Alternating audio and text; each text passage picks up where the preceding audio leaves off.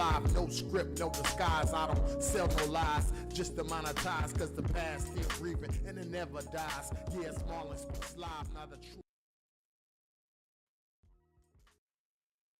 Welcome back, another episode, Marlon Speaks Live.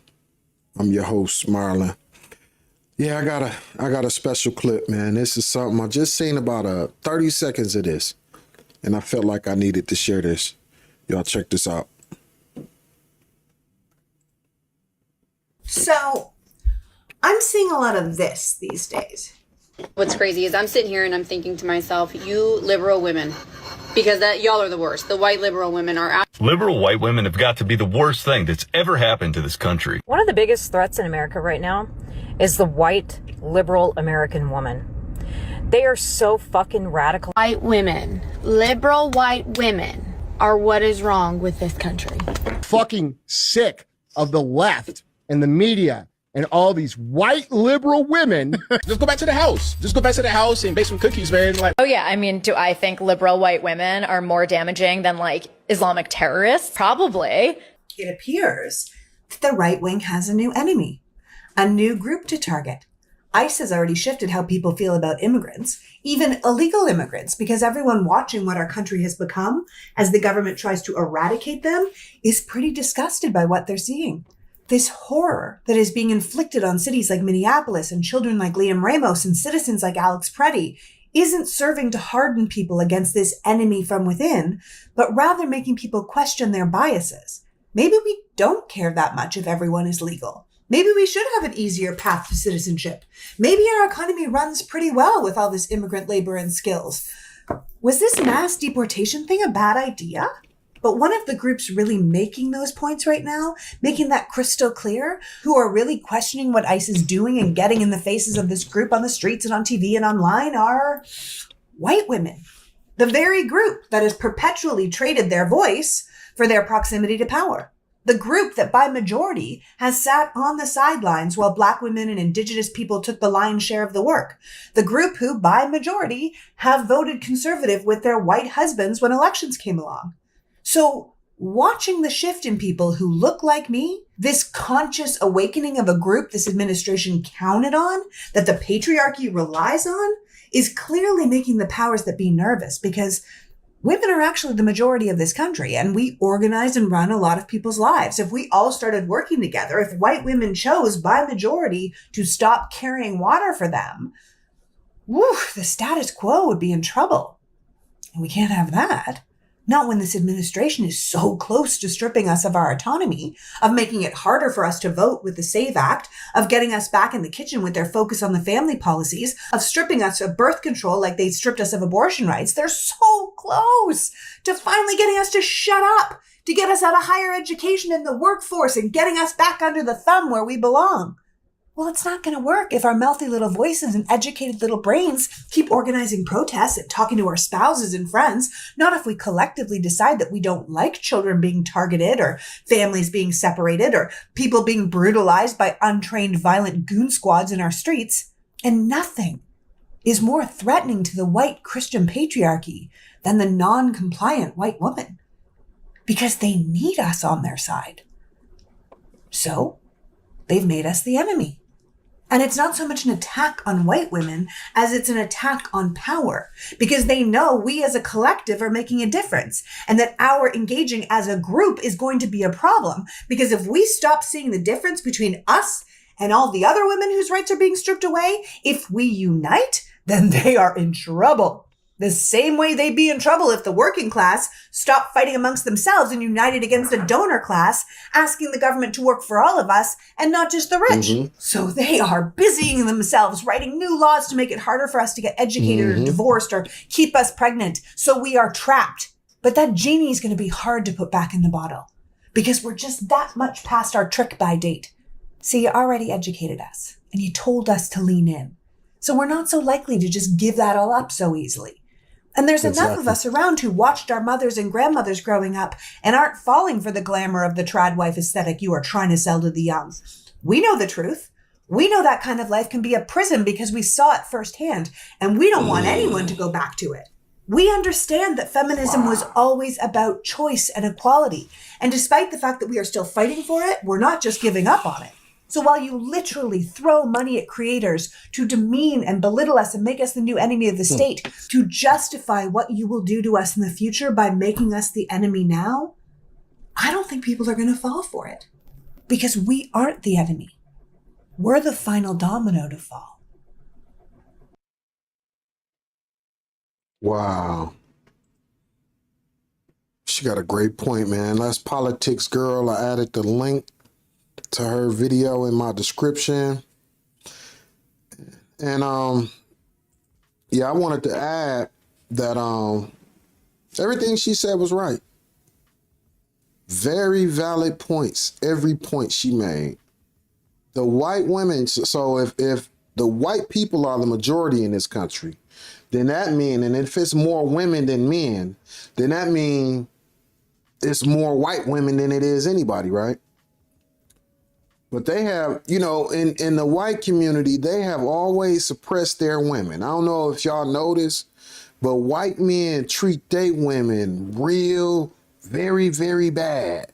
Nothing like how black men generally, the good, because it's good and bad in every race of people. So I can't just blanket statement say all white men treat their women. But as a collective, I would say they do. And I just know within, well, I'm going to speak for myself because I can't speak for no other black man, no other man, period. I'm very comfortable with women. I got 3 daughters. Got a mother, of course. Got, you know, women in my life. I support women being educated. Why not? If you don't want your women to be smart, to be educated, that must mean you have some deep insecurities. It's something deep within. My father didn't want my mother to become educated. And he told me later on in his life that he felt like she would leave him if she got educated. Well, if you feel like that, man, you never had her. He never had my mama. You know what I'm saying? Like, if you feel like you have to suppress someone for them to stay with you, y'all not really together. You're manipulating. And so I think as a whole, white men have done that.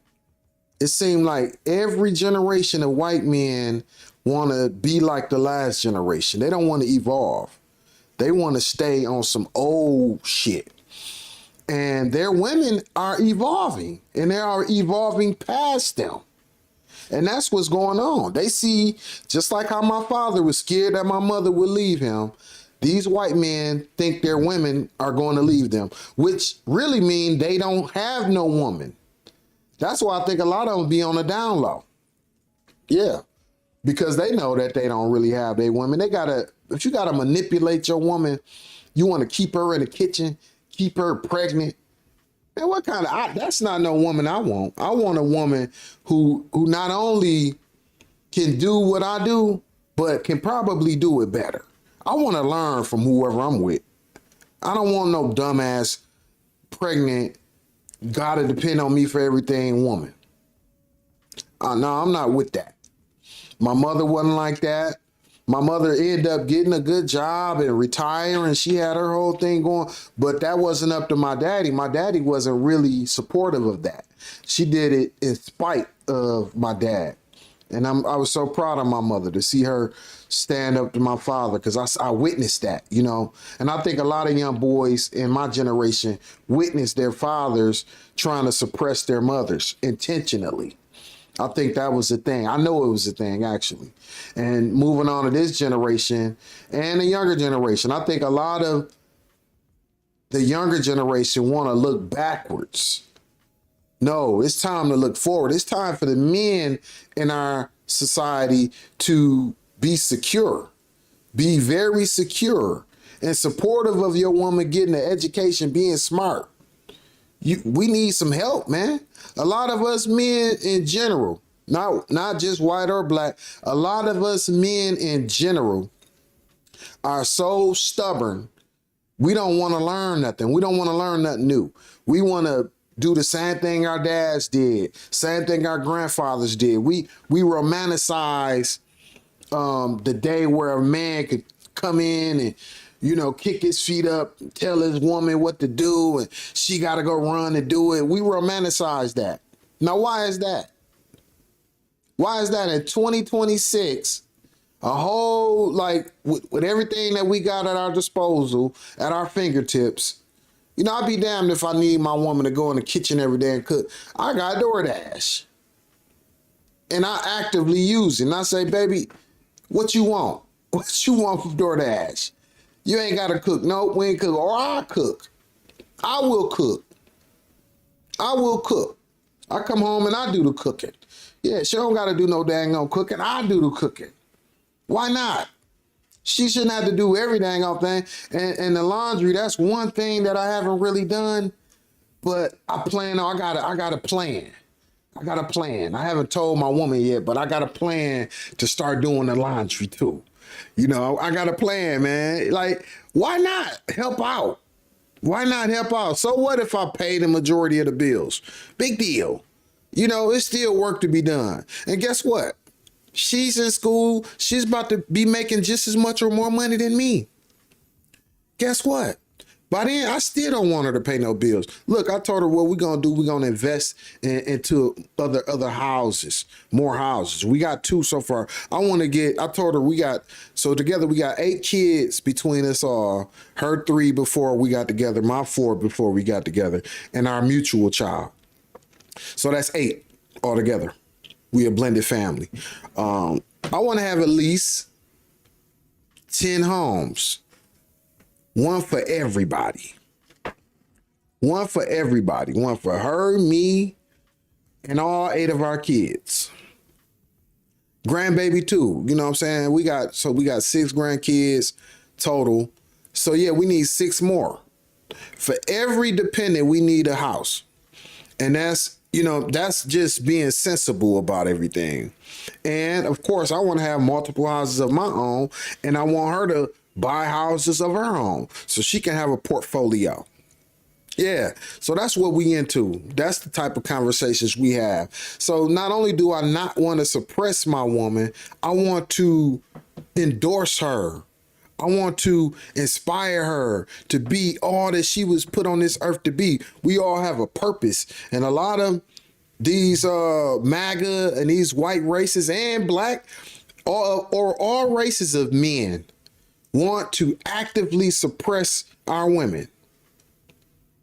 And I don't know why, man. It's like, we know that we got the same brains. It's nothing that a man can think that a woman can't think. And actually, if a man is smart, he would say he don't know more than his wife or no more than his woman. That's the smart man. The smart man to say he don't know more. I will say this for me, I feel everything and I don't know nothing, but I feel everything and I speak what I feel. So that would be my role within our dynamics. I feel everything, but the actual white woman, like how that lady, how politics girl worded it, I'm gonna say this: picking on white women right now, picking on any woman right now, but especially the white woman, it seemed to be just like what she said, a diversion from the real problem of these insecure ass white men trying to intimidate their women into being dumb and staying pregnant and staying in the house, staying in the kitchen and doing as they're told. And the crazy part about it, it's a whole lot of young women that I notice that's going for that shit. And I would attribute that to just in general, this younger generation is dumber. As much technology as we got out here, smartphones, I believe actually all this technology, it has exposed how dumb people are. Smartphones don't help people become more smarter. It actually, my philosophy is, it exposed how much dumb people are. because you can't force nobody to be smart. You can't force them to learn something, even if it's right in their hands. You can't force people to learn something, even if it's right in their hands. So I think this has exposed how dumb people are. So with this newest generation who grew up with this, I think we see more dumb people in this generation who got the smart technology than we ever seen before in our life. You know, people can be manipulated more easier now. They believe everything that they see on these phones. So guess what? If they latch on to a certain propaganda, they believe it quicker. See, we didn't have none of this stuff when we was growing up, so we had to be free thinkers. We had to use our imagination. So you know, when you're using this, you really tap into what the thing that really make you smart. So I think the smartphone is attributed to a whole lot of misnomers and just misinformation within any demographic. So the white woman, her being the, like I said earlier, the biggest demographic with the white man, since they're the most populated in this country, people want to pick on them. I even see black content creators, Anton Daniels, talking bad about white liberal women. What are you talking about, white liberal women? You know, yeah, so I think it's an attack on all white women, what's going on right now. But y'all know my philosophy. Everybody's black. So when I look at white women, I see a black woman. I see black people in every person. We all come from Africa. Everybody's black. So as long as these white women that's liberal, so-called liberal, can understand that, I'm cool with them. You know, but this the thing. This liberal MAGA argument, it has gone too far. These folks really think that they are so much different from each other.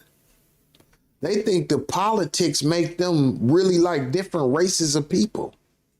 And that's the crazy part, man. If you think that a liberal, like, it's like that hate that racism created, they using it now for the liberal and the MAGA argument. And that's an issue.